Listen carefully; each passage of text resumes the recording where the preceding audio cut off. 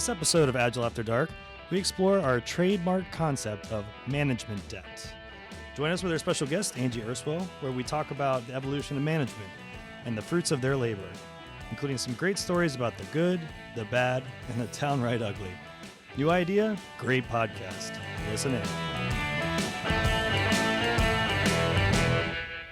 Welcome to Agile After Dark, the podcast that addresses Agile topics not talked about in the light of day. I'm your host, Greg Adams-Woodford, sitting here. The coffer is sitting there. His name is Jessica, and over there is Brandon Gartley. You're the worst. I'm not the worst. I'm the host of the show, and she made a noise, so I had to introduce her first. But I didn't. She didn't cough. I didn't. Not Okay, this well, time. It wasn't her cough that made you do 6 takes to get the intro, right? That's I mean, true. that's fair. That is true. That is true. Only one cough, Do we actually. want to do this again? Oh, no, I thought we were going to go, but that's Okay, fine. we can go. By the way, Roll with it. guess who we have today? It's not just Jessica, who we always love. Yep. We've got a special guest in Studio Apollo 13. Never made it to the moon, But it made it to the but it made heartland. it back to the heartland. We've got with us our special guest. How do you want to introduce yourself? I am Angie Erswell. Angie Erswell. There you go. Seriously, are we privileged to have her? We definitely here with are. us? We definitely are. Privileged, And, for sure. you know, you're gonna talk about what we're talking about today. I mean, it was You're going to kind talk of about what we're talking about today. Yeah. That's what he just Lucky said. you. Apparently, I am. Yeah. It was a very fortunate sequence of events that Angie happened to be here when it was, what was it, like 12:30 last night or this morning? That I was Probably. texting you guys and I was Yeah. like, was hey, late. I have this idea for a podcast. And then I went through 4 really bad titles and then kind of settled on this But one. I think you settled on one that was really good, which is quite on the set. We have management debt. And I think that's actually a really great topic because I think we're seeing a transition from dealing with tactical things from an agile perspective to dealing with more business related, topics, right? Yeah, think I mean, that's let's, what you were getting at. let's also be honest. The management debt thing, we kind of made that shit up.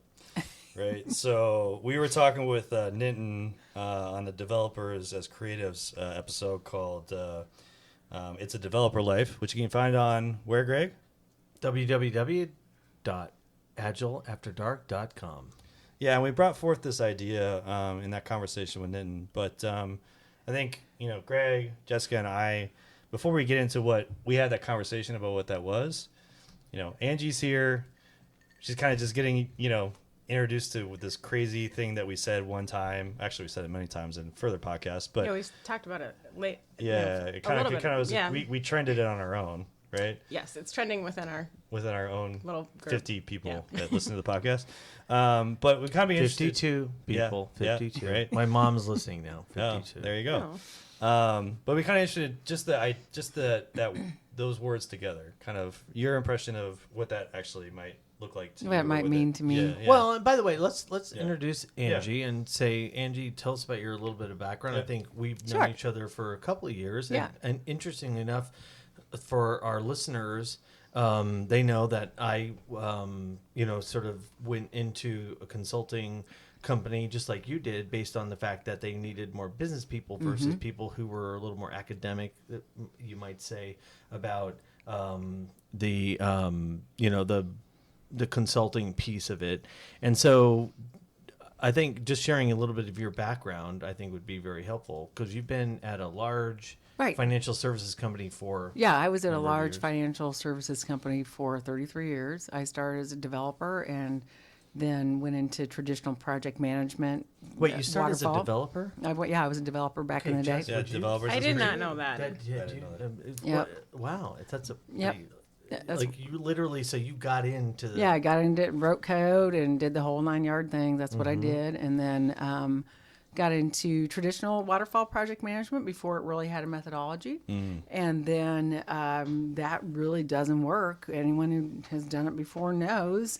And then got into agile stuff probably 10-ish years ago, trying to work through that with the company I was at. And I've seen tons of horror stories and management debt.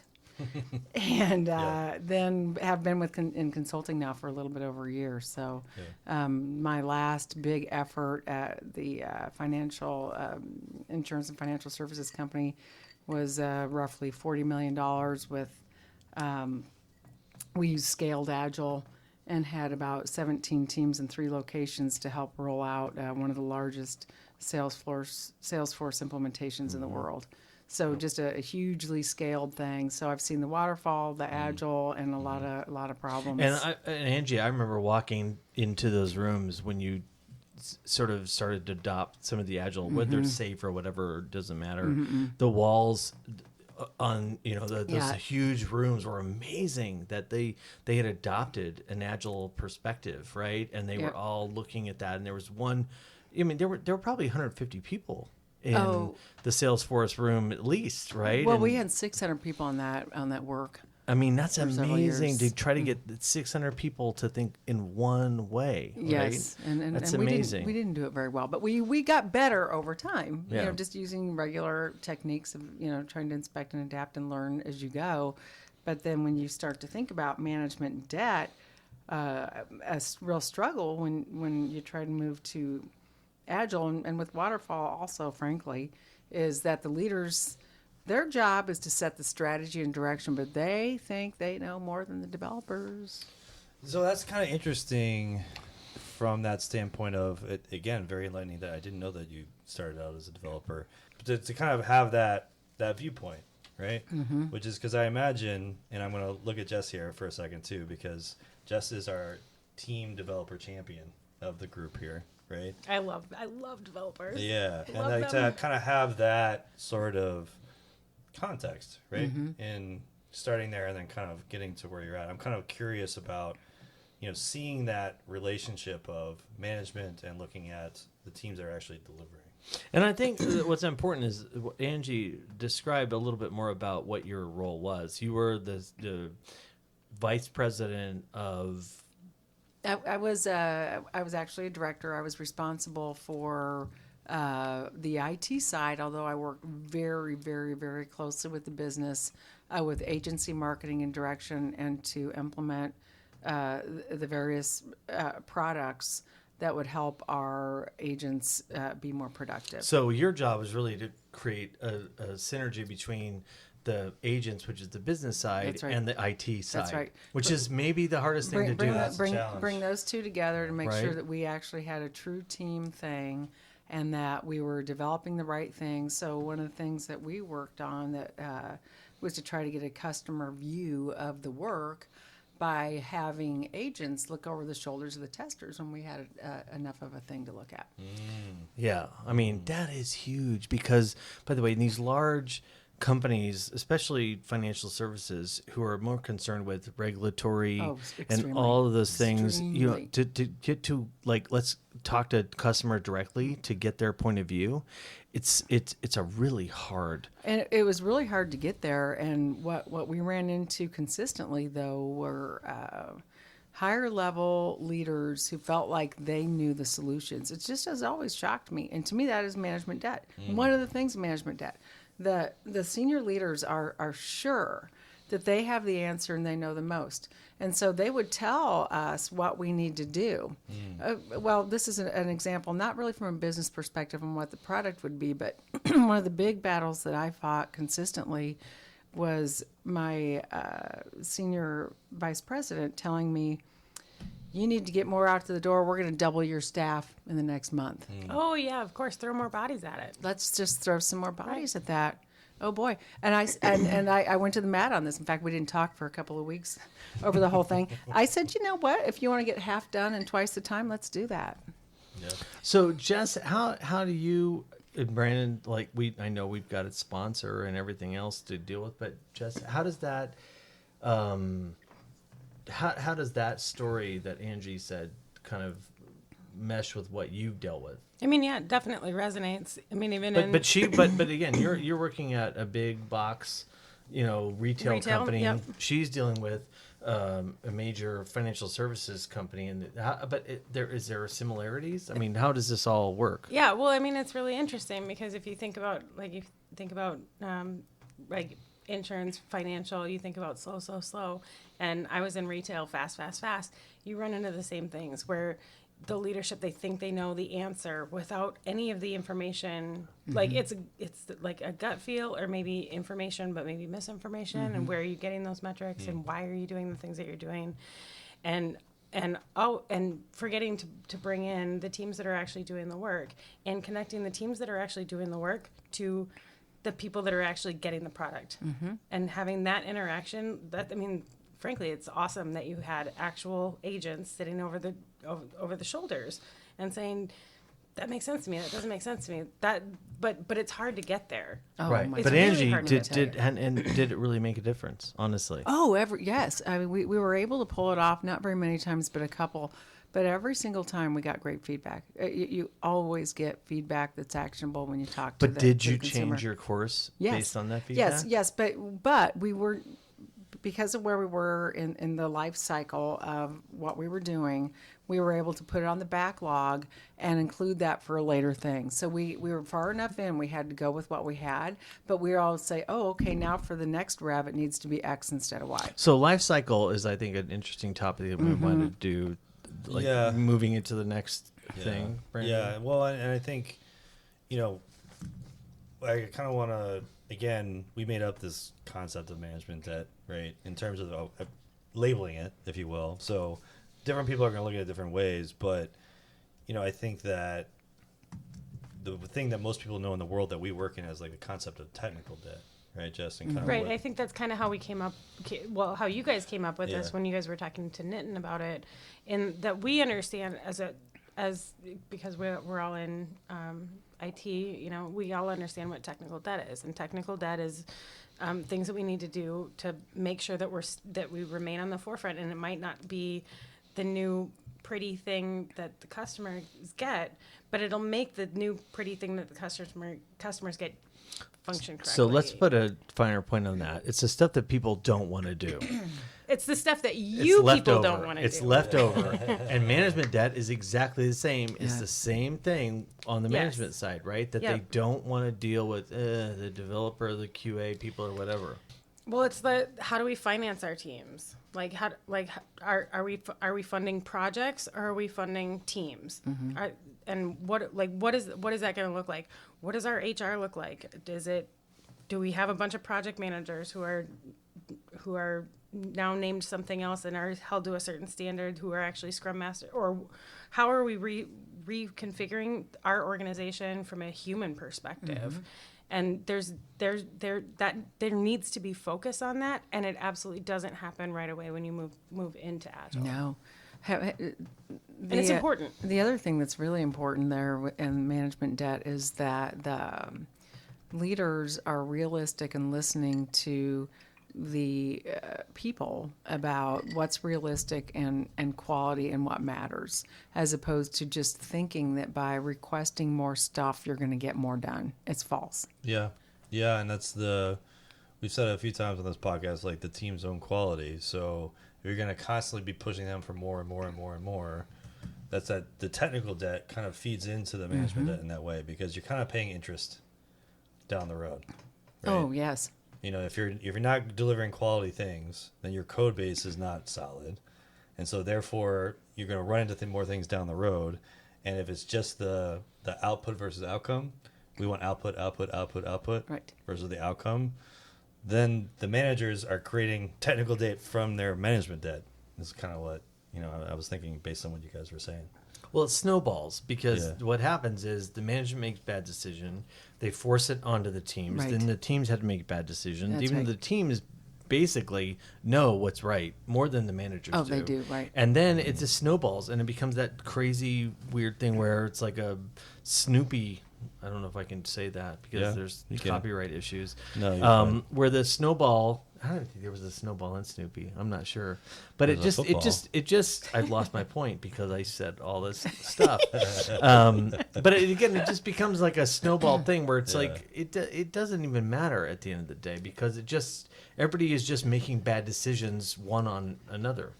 Well, here's the other thing that that I've seen several times is that that all of a sudden, you hear the word agile, from a leadership or from a management perspective, and then they decide that now you're going to go do that. And sometimes companies invest in some kind of training or some kind of education or some kind of coaching around that for teams, but the leadership or the management don't get that same level of education, Right. Or they won't listen.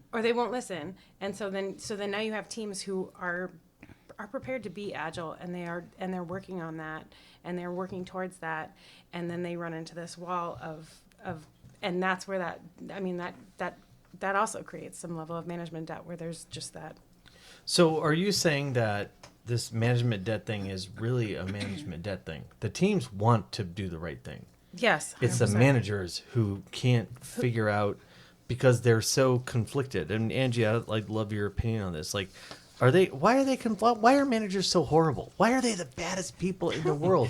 Why you were a director at this financial service? Yeah. Like, why were you so horrible? Why did everybody just Well, I was wonderful, of course. But Greg's deflecting. He knows I'm going to ask him the same question. yeah, I think that their hearts are in the right place, but when you get to a certain level, you don't think you need to listen anymore. You think you know enough, you think you know more.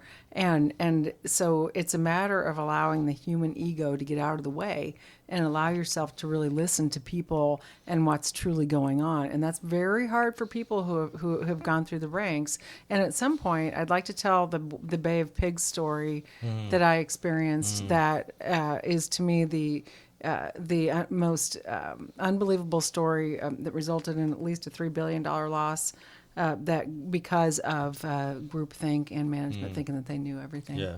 So I think we want to kind of address some of this stuff after the break. But we do have a new sponsor. Our new sponsor today is Pointing. Fibonacci Fun for All. Don't numbers mean something? Yes, they do, Jessica. Greg, do you know how many points per person it takes to get a job done? Sorry, buddy. The answer is points don't mean hours, and hours don't mean people. No, See, that's isn't not that true. simple? 14. That's the answer. Every time. Every time. 14, 12, 8. I don't know. Hours don't mean people, Greg. Hours don't mean people. Was not many people. I didn't and get points the are question. people, points, stuff. All right. And also, yeah. We'll catch you after the break.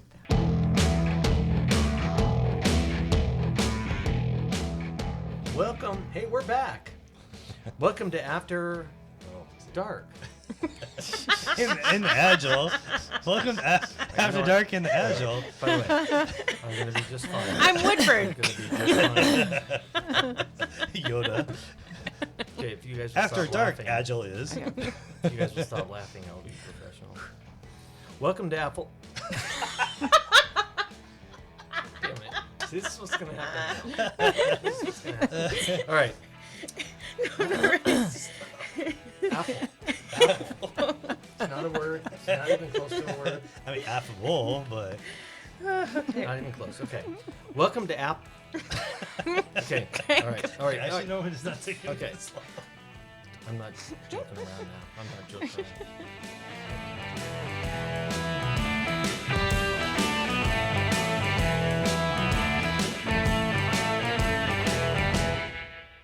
All right, so so we're back after the break, and we got to do our round of drinks. So What? yeah. So Yeah. so what are we drinking? Jess, we know what you're drinking, but you go ahead and say it. Tito's and water, as usual. Yep. Although I Is think there I a said fruit in there? No fruit. No fruit. Well, I'm drinking just straight vodka, or I mean, I don't know anymore after that story. I'm just drinking some bourbon. That's very clean and it's very nice. Yeah, it's clean. There's no ice. There's no nothing. There's just the glass. Right. Yeah, There's no tasty. fruit involved in this drink. I'm just doing skanky Chardonnay. Sandy Chardonnay is good, and I'm actually doing makers, but on the big rocks. I was gonna say it's a And I put a weird fancy rock on top of that other Yeah, rock. it's kind of a rock on top of a rock. fancy rock. You know, this is like the Titanic's coming. Wait for it. This is a visual podcast, by the way. Titanic's coming. Doesn't see all the stuff underneath. He'll edit. Looks that pretty. later. Looks pretty harmless. Hey, It does look you know like what? it does look you like know an, what? okay. It does I'm look funny like to an my iceberg. work friends. You Greg. are funny to your work friends. You are.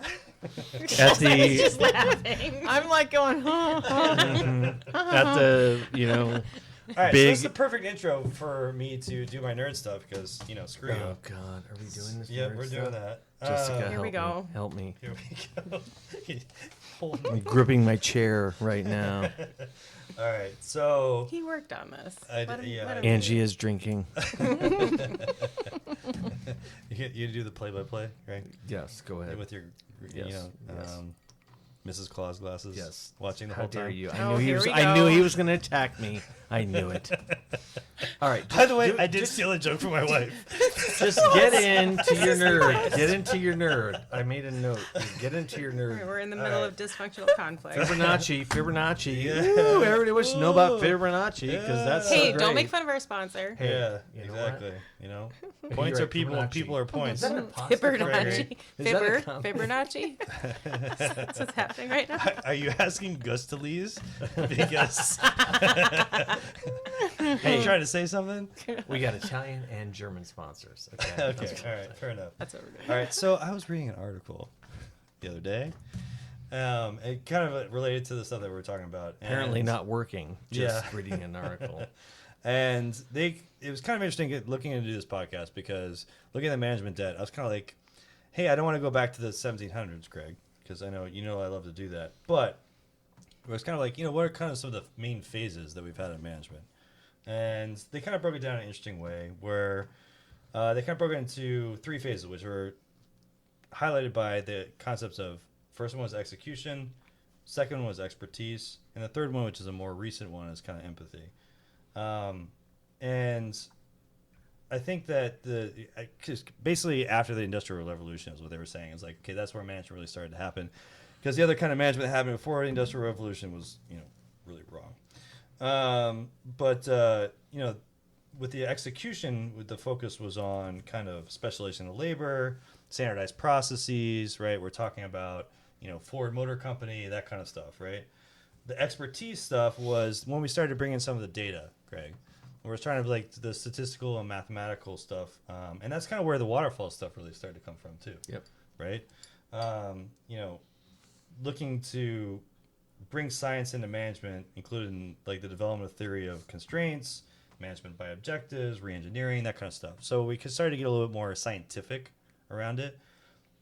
But, and I'm kind of interested in this in the conversation as we go forth in this section, is I think the expertise thing is what really creates a lot of the management debt, right? Yep. And to be fair to managers, and I kind of want to get into that. And then the last one is empathy, right?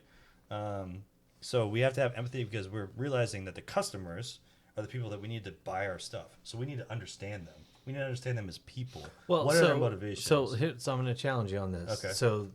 So if you look at Ford, yeah, they built the Model A, of which I have one 1929 you do model in your my garage that has not moved in how long? One family that has been owned that car. Yep. They responded to customer nuance because they said they need something that is cheap, Yep. that we can build fast, Yep. and and they did that through.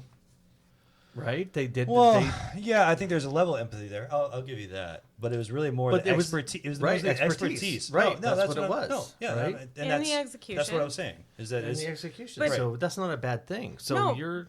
But don't you think that empathy can be built on the other two? Well, I think things might have changed since then. That's what I'm trying to say, because that was a massively successful car that there were literally, I think, 20 million of those cars that Yep. were developed because of that expertise in the first 2 tiers. But there was no there was empathy in that. We know like there's a market need, but it was a nascent market. It was like, So I'm gonna pull you back, Greg. I think you're coming from not management. You're coming from product management standpoint. true, yeah, Okay. true. So you're coming from True. like they actually executed on the product concept, but we're talking about management and management debt. Like how do managers are dealing with the people? Well, and what I would say is they initially responded very well, and then as they went into the 30s, they didn't respond well because the cars became more streamlined, and they weren't responding to customer, and their whole thing was cheapest car possible for customer. Yeah. That was their thing. And then when it got into, and then Buick and all those other car manufacturers, you can cut this out. All the other car manufacturers, like they got into it because they were like Cadillac. That all those things were born from that simple car. And that was like the MVP, the first MVP of all time. It was like the best. You're still coming from the product side. Mm-hmm. I know where you're coming from, and I get it, right? And product management has management as part of that, but we're focusing on how You're right. right? Like You're the right. management styles in terms of how do I help people grow that are in the company that I'm in, right?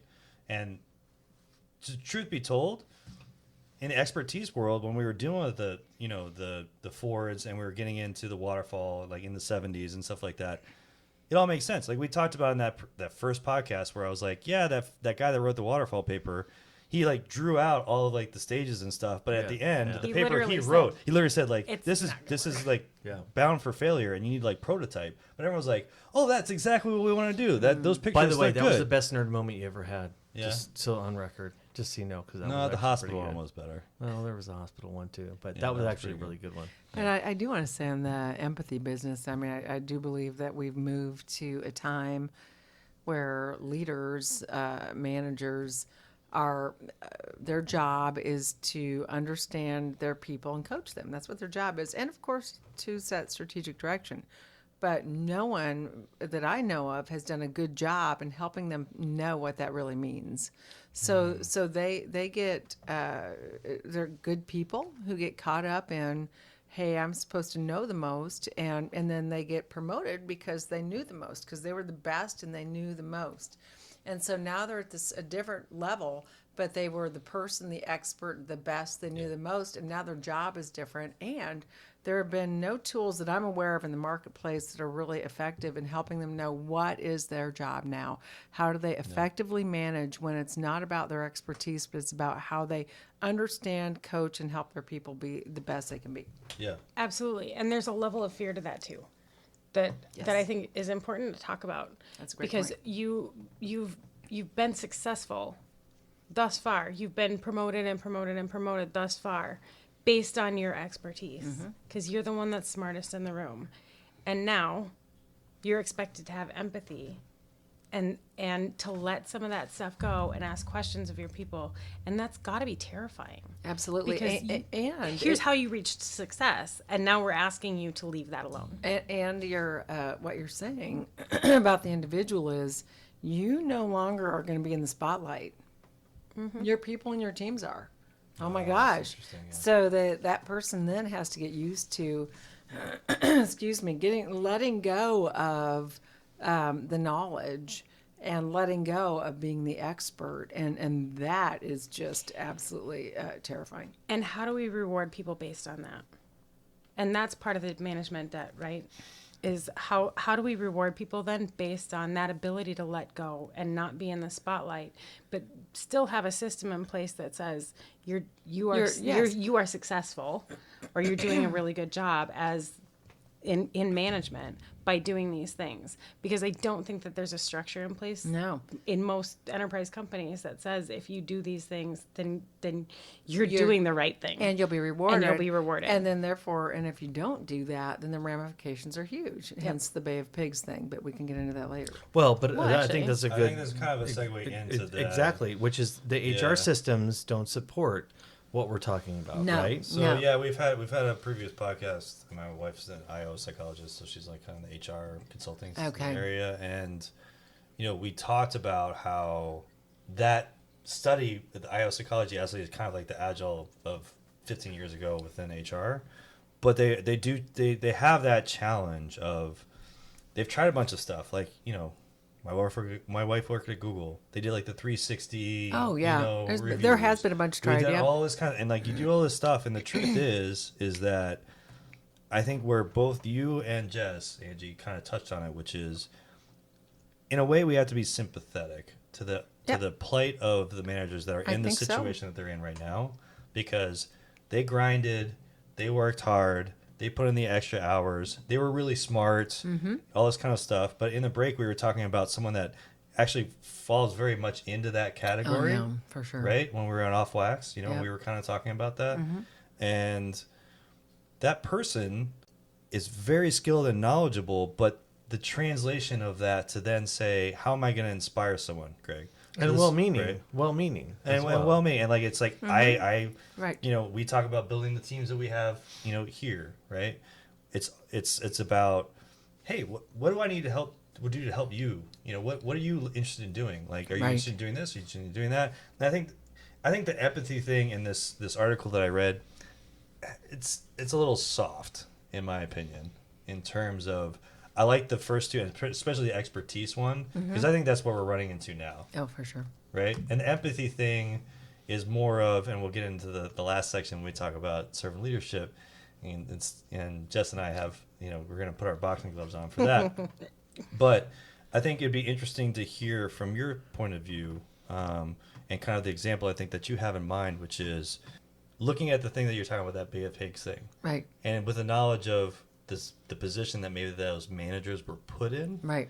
and what that maybe would that change your story? Would it is it still the same story? I'm It's kind of curious. it's the same story, but Okay. but I can tell it from that perspective. Okay. So what really occurred was there's an industry that is got a business model that is in trouble, and if you're really looking to the future about what our auto industry is.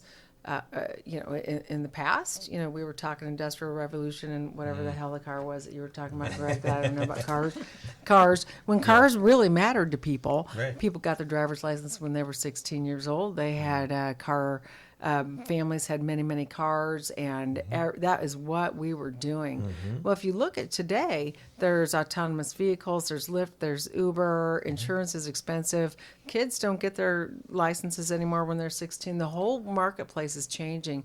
So what is going to happen now to that industry? So you've got a group of leaders that have been promoted based on their expertise and what they know, and they're facing a very old company. And are we going to be here? Or are we going to be the next Kodak? Are we going to be the next Blockbuster? What are we going to be? Interesting. And so then what they do is come up with what I call the Bay of Pig moments. We are going to, within 3 years, modernize all of our systems in all areas, all languages, all everything, and we will have everything taken care of. We will put a $3 billion capital investment into the system. We're going to bring in vendors because we know that if we add more people, tons of them quickly, it's going to help because capacity is good. And we are going to get this thing done in 3 years. So modernized systems, truly integrated, customer focused, all the right things. And we know, even though we've tried to modernize our systems for the last 20 years, that we can do it if we just pull in all these vendors and do it quick and have all this $3 billion investment. Okay, so Angie, I will. So you're talking about large financial services, Yep. like largely insurances, there, especially mutual, right?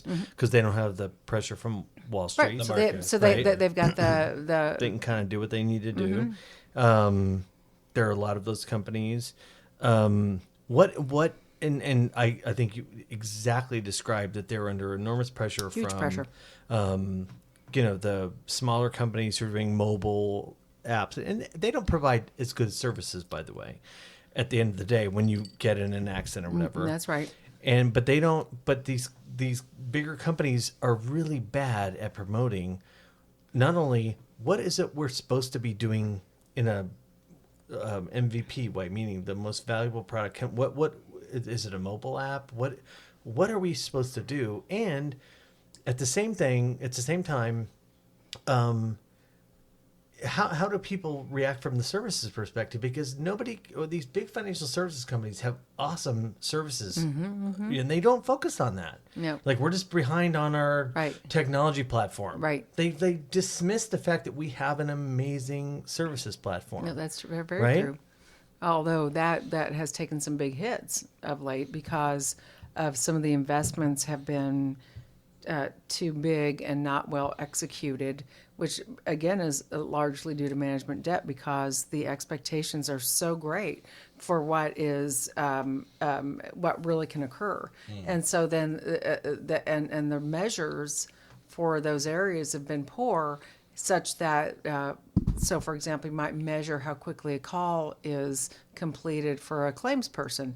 Well, what does that do? Well, that's not going to help you with customer service. right. So you end up with some of the wrong Right. things that Exactly. are occurring. So Zappos you, model. Yep. so you drive the wrong behaviors based on what you're looking at. The other thing that's a really big deal for all old businesses right now is the barrier of entry is so much smaller for the newer businesses. They can do the software, the service, right. they can pull in whatever they want. The old companies are just have the ball and chain of their Yep. legacy systems right. that they can't deal with. That's right. Yep. But in this particular situation, when you get into the management debt angle, this group, and I do feel like it's a bay of pigs. It's a very small group said we are going to do this, and they went forth. What was their motivation? I mean, beyond the we're behind and the auto industry is changing and so forth. Like, was it because they're not a publicly traded company, so Nope. it's not by the market, right? Is it reactionary to these new competitors that you said? Oh, because I'm thinking from a management standpoint, like what is the No, there's the real driving fear. force? There's Okay. real fear there of the other competitors coming in, and the inability to pivot based on the ball and chain of the legacy systems, and going, are we going to be the guys in charge when the ship goes down?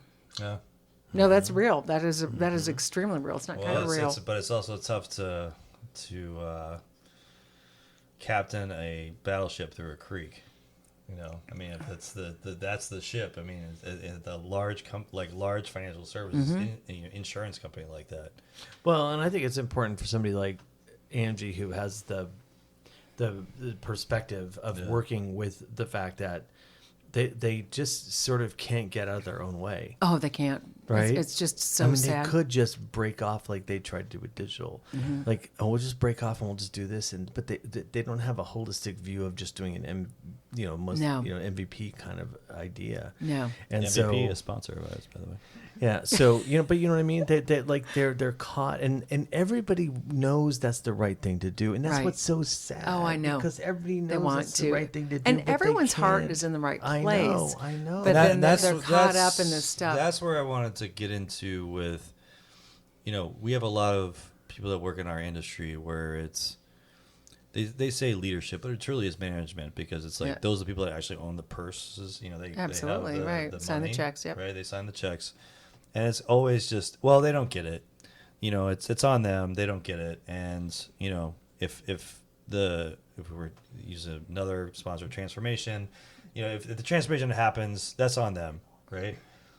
I think the management debt thing that kind of came out of like that technical debt thing is because technical debt doesn't happen like because you do it on purpose. No. Because you mean to do it. Right. Right. That's because your back's against the wall, and that's what you have to do to get to the end of the game.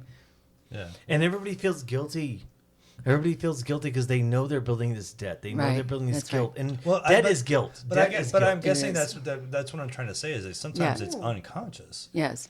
right? Because like technical debt, a lot of that times, and now looking at a developer, looking at Angie like when you're doing it, you feel like you're doing quality code, right?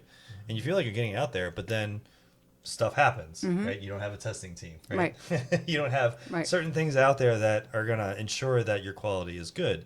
For management, there's no passing off to a testing team. There's no operations team, right? No, and there's not really any great mechanism for the executive and below leadership teams to drive what they know are real business problems in an effective way to the teams. And so they instead over solution it, and because that's what they think they need to do. And then the teams are left with, oh my gosh, they're telling me that exactly what I need to do when I know. So there's something in the middle there that we're missing right now as an industry. Yeah, and if you have the chance to empower the teams to understand what the problem is, what it is that we're trying to solve, man, they will tackle that. They will. They will tackle that with a passion that even leaders sometimes don't have. And that's the cool thing when you can actually get to that point where the teams own the product that they're working on and they're wholly invested, like their hearts are in it. And so then there you get into trust. Yes. What's trust? Yeah. And how far do you trust, and do the Right. leaders feel they can trust when they feel like they're next around the line for possibly the solvency of the company? Right. Okay, so I think that's a good place for us to break to kind of transition into the last section. If you have feedback, send it to feedback@agileafterdark.com. What is that? Feedback? Feedback at, so I'm going to type Type it in. FEEDBACK dot, no, at AgileAfterDark.com. Damn it. Greg, messing me up. I'm gonna Feedback say- at agileafterdark.com. But also, if, Greg has actually been really calm today. I think he's got like a Super zen Because I'm moment. with Angie, and Angie You know, and like deserves to Angie talk just more kind of than me. like, like calms you down. Like we have to like bring in the dark crystal here or something. To Where kinda, did the, like, where get the, you we riled up. haven't, we have not got a rant. Yeah, kinds of so rants it's in my it head rants right at agileafterdark.com. We'll see you after the break.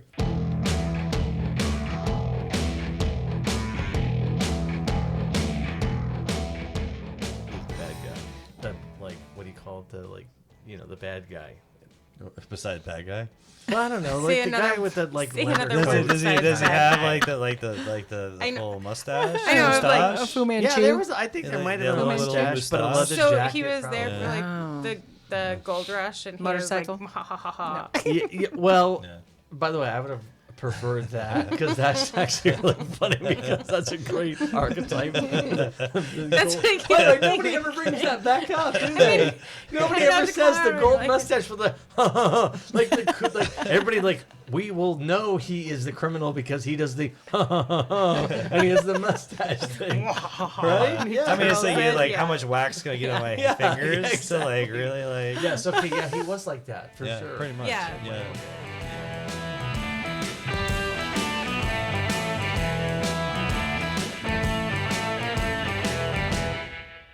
So actually, you know what? I'm gonna have Greg bring us back in because I'm loosening it up. Okay. I'm getting ready. So we're talking about servant leadership, I think, is what we're doing, right? Yep. We're talking about servant leadership. So basically, Angie, we left the last segment on talking about how managers, whether it's an HR restriction, whether it's a career path problem, that managers, it's not their intention to be bad. They don't have the infrastructure to help them get to where they need to go. So when we talk about servant leadership, that's a foreign concept because it's essentially taking the reins away. I'll go on one of my rants. This will be good for you, Yeah, Brandon. there we go. About managers have to manage stuff, directors have to direct stuff, and that's what they tend to do. But really, servant leadership is a different approach to taking a concept of leadership to, hey, we're going to look after our people. We're going to make sure that they're doing the right things for the company because we know the business objectives, Yes. right? The business objectives is really an important thing. Oh.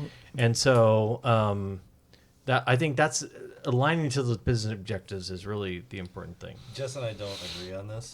Oh, So boy. that's- So we've had multiple conversations about this. We talk about many terms that are overused and they use us before we use them. I think Transformation. I'm a word. right?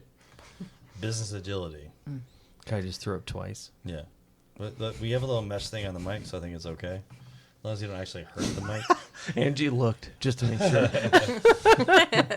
But so you know what this is for me, coming from like the PR marketing background? The whole concept of servant leadership, for me, bad marketing. Right? I know, but there's something to Why do you it. say that though? I mean, Yeah. I don't understand. Because leaders are expected, when we're talking about having the purse strings, they have to make decisions. Yes, They have to make the hard decisions. they do. Right? Now they have to get the right team together to get into it and like understand it, but then it comes to them to make the hard decisions, right? And if you hear the word servant leadership, it means almost too much of giving up. Right? I'm giving it up to those folks to make the decisions, and I'm just here to make sure that you have an understanding of what I want done overall. No, I actually have seen that. A very recent example in the last 6 months, I was with a group, and they were letting the teams. They were struggling with, but we're servant leaders, so we're going to let the teams do exactly what they want to do. And I was like, no. There's That's actually a really interesting divergent point But really, it was a real situation, and so I'm going. No, you can be a servant leader, but you still have a Yes. responsibility That's right. to lay out the strategies, the guideposts, and the guideline.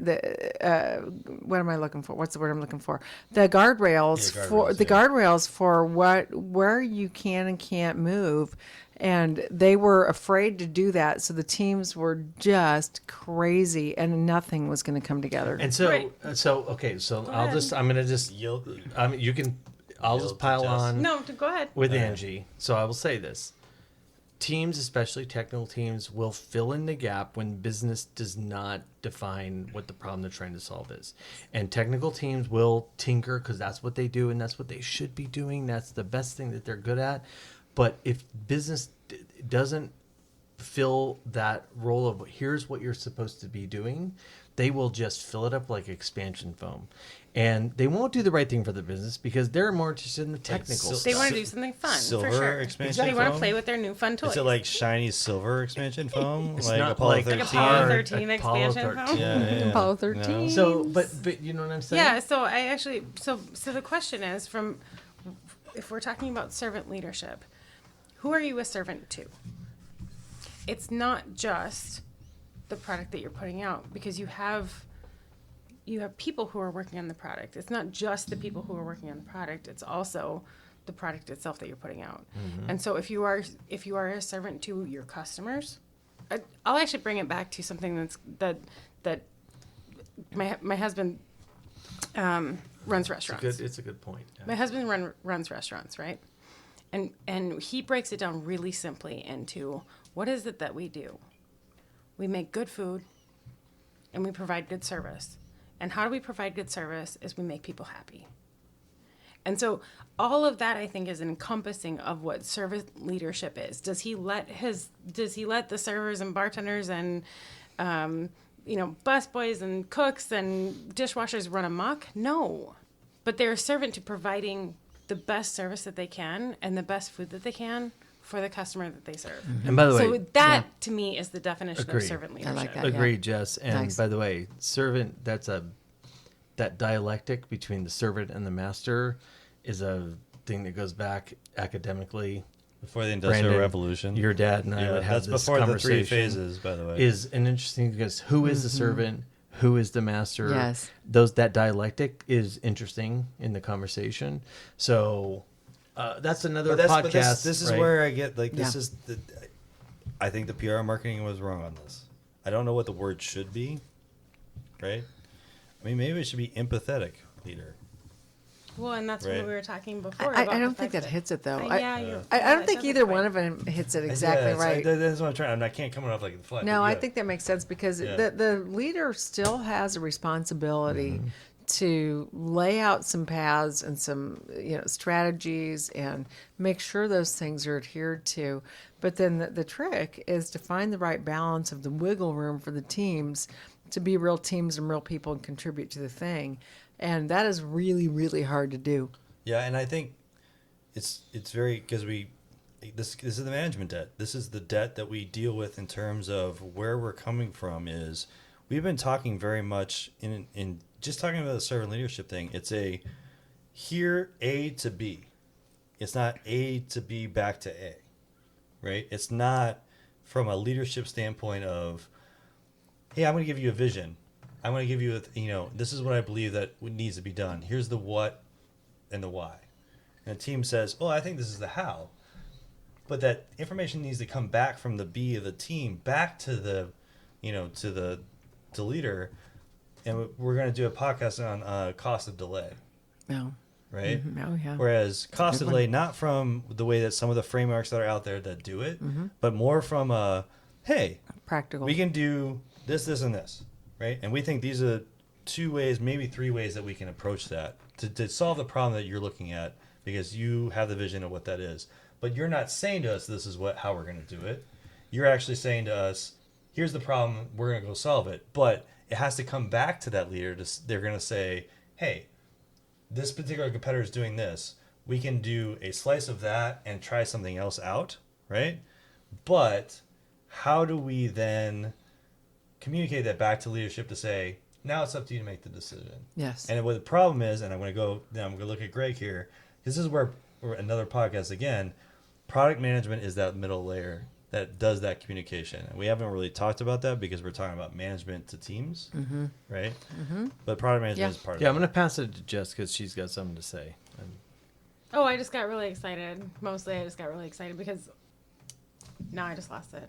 No, you're good. So Well, no, what'd you get excited about? Like, Well, because I business know, owns- but you believe that the team should be then Yeah. be able to go back to management and say, hey, here are the things that oh, we that's what I was believe. saying. Okay. I remember now. So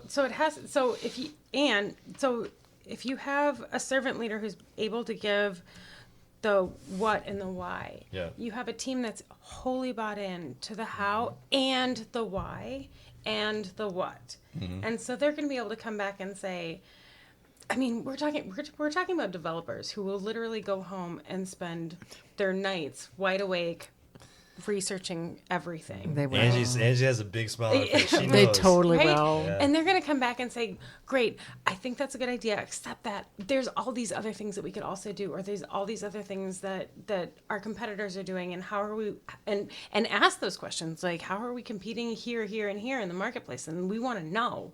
And if you can get them that level of bought in, then you can have those feedback loops and those dialogues It's where the you're dialogue. bringing, So This you're is bringing where that I have the information problem with the back and servant forth. leadership marketing of that particular term. Yeah. Because in my mind, from a marketing standpoint, it makes it sound like it's a push versus a interaction. Yeah. But here's the thing. Before you said, I don't think the about- concept's wrong. I think the marketing's wrong. I think you might be right, because here's the thing: is you said, "What do I need to do to help you?" Mm-hmm. And if you've bought a team in enough to a point where they're saying, "I understand this, this, and this. I understand the why and the what," but here's the things that I've learned, and I'm bringing this to you, that you should be responsible for being able to respond to them, being able to respond to the market, being able to respond to the customer, and being responsive to the team. And so if you aren't able to answer those questions, you should feel a responsibility to go and find out that information, because what do I need to do to help you? What do I need to do not to help you do your job sometimes? Sometimes what is it that I need to do to help you be bought into what it is that we're doing right now today? Right, and that's the excitement. I mean, we're all coaches, right? We all have those experiences where we've kind of spent some time with people, and then all of a sudden there's just kind of like that click. And we were, you and I were talking about that earlier today, Jess, where we were kind of saying, it's not the big boulder, but maybe it's just a little chip off of the thing. I love the click. And when there's just kind of that understanding between coach and the people that are doing, and I think the same thing, having been a manager myself, that those are the things that when I have that, like, hey, you've actually brought something to me that's really interesting, but I'm going to kind of come back to you and say, hey, like, let's challenge it, like, let's work this out, right? Let's figure this out. Let's do a little jazz thing here. that actually, now that I'm thinking about what Jess said, it's almost Not like what I replace said, but- servant with vision leadership. Because think about it. I like that. Think about it. That's good. Every developer makes 2 decisions or 3 decisions every day building a product. And think about how that manifests itself over a month. How many decisions? Because they're building stuff. They're doing stuff. Oh, yeah. And if you don't have good leadership and they don't know where they're supposed to go and they don't have a vision of where the company or the product or whatever it is, they will fail. And they will not fail because of some manifestation of their own bad behavior. They didn't know the vision. They didn't understand how they could have made good decisions because they didn't have. That's what the product team and the management team is supposed to do: is say, "Hey, here's the vision. Go and build great stuff," right? And that goes from product owner to test and everything in between. No, and I'm going to take that just a step further and say that, when you get into the amount of decisions daily that developers and teams are making on their work, Yeah. if leaders do not do a great job of setting priorities, then what they're doing is deferring to the teams. The teams are going to make Yeah. the priorities for the entire organization. And they Can't pay believe the we got through price this at the end when whole they thing. don't They do. succeed because that they didn't. They failed. They failed only because they didn't have the right mission. They didn't and have the vision, right mission vision. They had 500 mission visions, not the mission Exactly vision. right. We've seen, you and I, Angie, work together. We know that. over and Well, over I think- again. And it comes down to just the inspiration, whether it's, honestly, someone that's able to articulate and be and part of the, I think some of the servant leadership comes from is, hey, be a little humble, right? Yes. Right? Just try and be a little humble because you know what? It sucks. I get it. You were brought up and you were, You were the big thing, the big cheese. and that was based the on smartest. that was based on fastest. that whole expertise level, right? Like that's you're what? I get it. I totally get it. And you're kind of put in a crappy place. But at the same time, also remember when you were a developer, or also remember when you were an architect, or also remember, you're kind of sitting there like, to all the points that I've heard tonight, which is, I'm rudderless. I'm just kind of like, I'm picking up stuff because I have to have outputs. It has nothing to do with outcomes. It has nothing to do with what am I really trying to achieve as part of an overall team. But I think we can ask our leaders to be better. Yeah. I mean, I think we can ask But them. I think that's a hard I think conversation. we can. I think you have to give them the organizational ability to let some of that stuff go and to define success for them in a different way. That's going to allow them the ability to let that stuff go. Our world as a whole is changing. Everybody can make fun of millennials all they want, but there's something to the fact that there's the world that we live in is changing, and I think that it's important to pay attention to that stuff, and it's important to pay attention to the people who are coming up behind us, or there are different expectations. What expectations? So here's what I would say. And Angie, you and I are That was a total probably considered the old guard. Yes, definitely. Hey, I'm old. Because of our age, etc. And we have certain expectations, and the two of us have, experience in Agile and all of those things, and so we get it. But we still, I probably would argue, you and I probably would still fall back on some of our old bad behaviors. When you think about people that are 24, 25, 26 that are coming up, imagine what they're thinking, which is their lives revolve around an entirely different idea of how they consume information, how they respond to something, which is far more quickly than we ever could expect things to do. And I think that's what Jess is getting to, which is leadership has to evolve in a way that's like your life, forget all the norms, all of the conventions that you thought were like the things that were important to you, which were kind of that waterfall-y kind of thing where it's, let's have, like, we're going to be consistent and we're going to make sure that we, plan and all those things. Stage and, gates. Yeah. And now it's like, no, we're just going to figure it out as we go along. I mean, We're just gonna live our I mean, if you think about what was the old, I mean, I don't know how old you are, but I know my grandparents' age. It was like, you're 110 years old. Those old codgers. Have you seen his license picture, by I the don't know way? how old you So are. funny. But it's there's go to college, get married, have kids, white picket fence, and you have these stages, and I think that conception of how life is and what success means is different, and I think that partly has to lead into how do we restructure the way that we work, and part of that's going to become management data. It is going to. Yeah.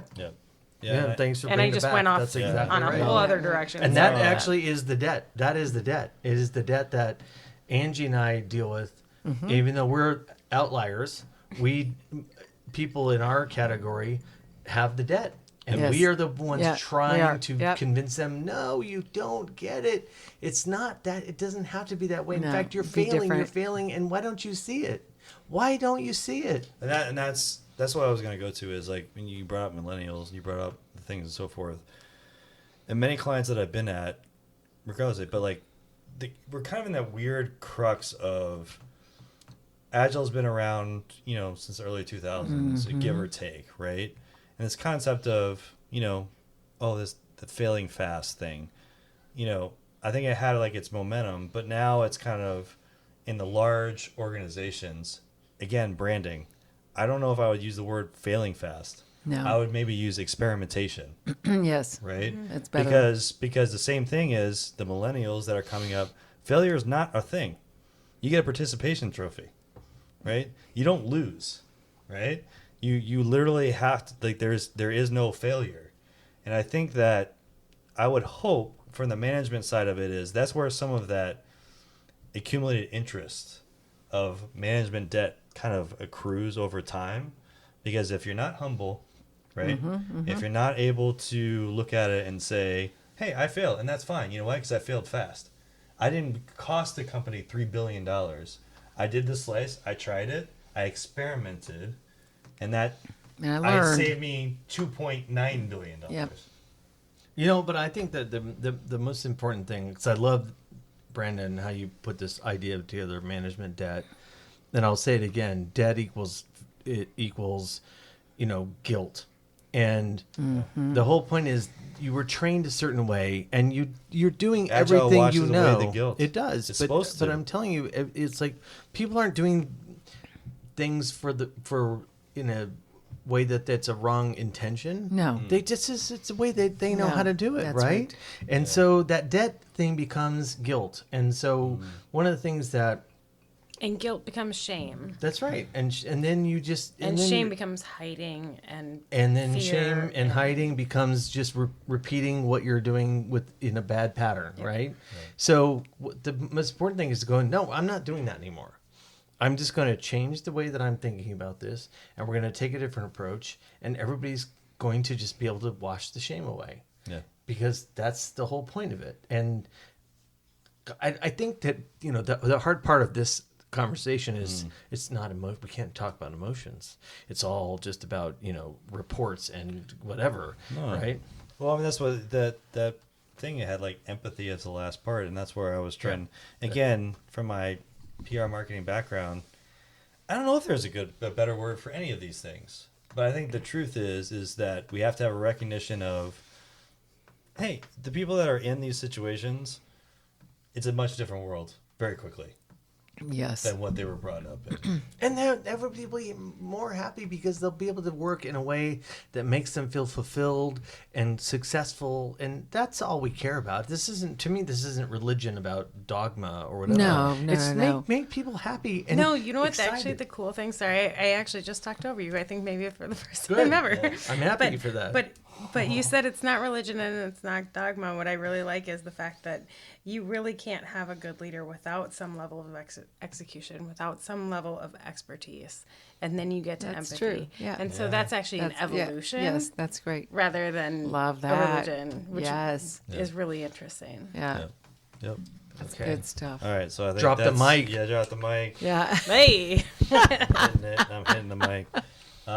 So Angie, thank you so much. Thank Yeah, you Angie, for very inviting excited me. I for really this. enjoyed it. That was Thanks fun. for coming Yeah. into Welcome our to this weird small world. Heartland. Yeah, the Apollo Apollo 13. Let me tell you what, before it's an leave, I'll turn on experience. the fake fire for the faux fire for you before you leave. But Thank you very much. We appreciate This was having really you. fun. Yeah, Thank you for having and we'll You put went back to college instantly. Yeah. I did. So we'll. Oh yes, 100%.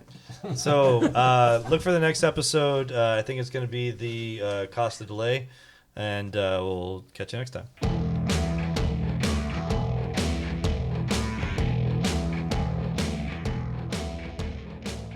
But What I was did. the no fruit thing? Like, why did Why you is there try no fruit fruit? before Yeah. and you were like, no It good? actually, well, I might trust the fruit at your place actually. Really? It's generally You work in out. restaurants. I've worked It's in a trust restaurants issue. for long enough that I know that the fruit that gets cut up for the bar doesn't get washed. Oh. So it goes, yep. And then how many Yep. how many grubby little fingers just get all up in that fruit trying to put the fruit on the, and how many people are carrying dishes that then they, of people's food, and then they dump it in the dishwasher and then just go grab your fruit and stick it on the glass. Then Okay, I'm never eating out again. That's it. It's over. Never eating So out Angie, again. by the way, that's what I have in my bread box. to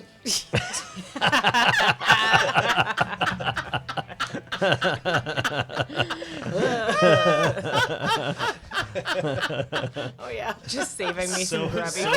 Soapy, dirty fruit. Just waiting till the day that I'm like, you know what? I will take a lime. I'll take some fruit.